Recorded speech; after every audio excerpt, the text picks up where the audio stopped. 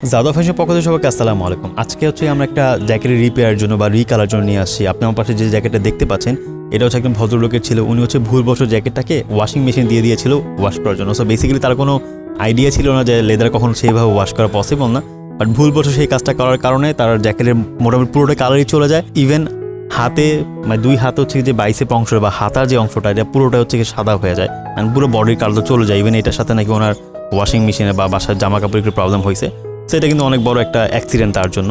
So এটা আসলে আমি আপনাদেরকে রিকমেন্ড করবো কখনোই লেদার কখনো পানি দিয়ে, হ্যাঁ আপনি চাইলে একটা কাপড় মুছে সেটা দিয়ে হচ্ছে গিয়ে ভেজা কাপড়টা আপনি মুছতে পারেন জ্যাকেটটাকে, কিন্তু কখনো ডিরেক্ট পানি দিয়ে ডিরেক্ট সাবান দিয়ে বা হুইল পাউডার দিয়ে কোনো সাবান দিয়ে হচ্ছে আপনি কখনো হচ্ছে জ্যাকেটকে মানে ওয়াশ করতে যাবেন, তাহলে আপনার জ্যাকেটটা নষ্ট হয়ে যাবে। সো এটা হচ্ছে গিয়ে দেখতে পাচ্ছেন যে এটা যে জ্যাকেটের কন্ডিশন খুবই খারাপ। সো আমি এটাকে ট্রাই করবো যে আপনার যে গ্রিন অলিভ বা হচ্ছে যে আর্মি গ্রিন যে কালারটা আছে এই কালারটা এখানে নিয়ে আসার জন্য, বিকজ অফ এখানে বিভিন্ন রকম এলাস্টিক ইউজ করা হচ্ছে দেখতে পাচ্ছেন।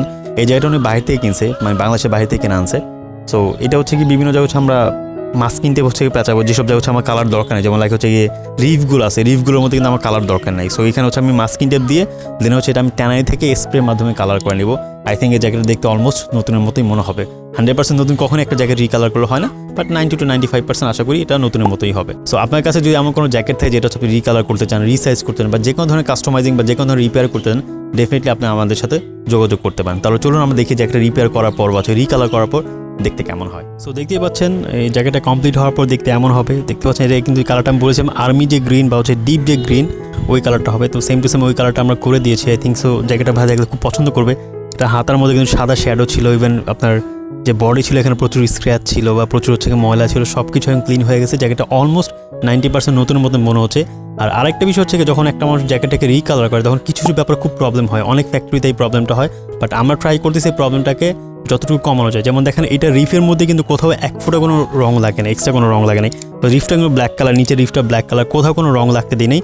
পুরোটা রিফ হচ্ছে আমরা মাস্কিং টেপ দিয়ে পেঁচা নিয়েছি, যেন কালার করতে গেলে একটু একটু ছোঁয়া লাগলেও কালার যেন সাথে মাস্কিং টেপের উপরে পড়ে অ্যান্ড ভিতরের ফেব্রিকটা যেন ভালো থাকে। ইভেনচুয়ালি বাটনে কিন্তু কোনো স্পট নেই, দেখতে পাচ্ছেন বাটনের মধ্যে কিন্তু কালারের কোনো শেড নেই। তো আমি এরকম অনেক ফ্যাক্টরি কাজ দেখে থাকি যে অনেকে কালার করতে গেলে বা রিকালার করতে গেলে বাটনে বা রিফে বা ভিতরে অন্য অন্য ফেব্রিক হচ্ছে কালারটা লেগে যায়। আমরা চেষ্টা করেছি কালারটা যেন রিফে বা বাটনে না লাগে, অ্যান্ড আই থিঙ্ক আমরা অনেকখানি এখানে সাকসেস হয়েছি।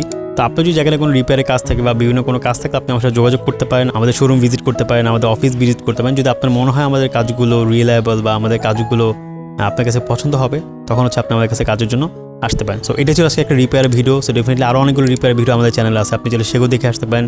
নতুন জ্যাকেটের ভিডিও আছে, পুরোনো রিপেয়ার জ্যাকেটের ভিডিও আছে, টিপস অ্যান্ড ট্রিক্সের ভিডিও আছে। আপনি অনেক ভিডিও পেয়ে যাবেন যেগুলো আপনাকে অনেক বেশি হেল্প করবে অনেক কাজের ক্ষেত্রে। তো সবাই ভালো থাকবেন, দেখা হচ্ছে নেক্সট একটা ভিডিওতে। আসসালামু আলাইকুম।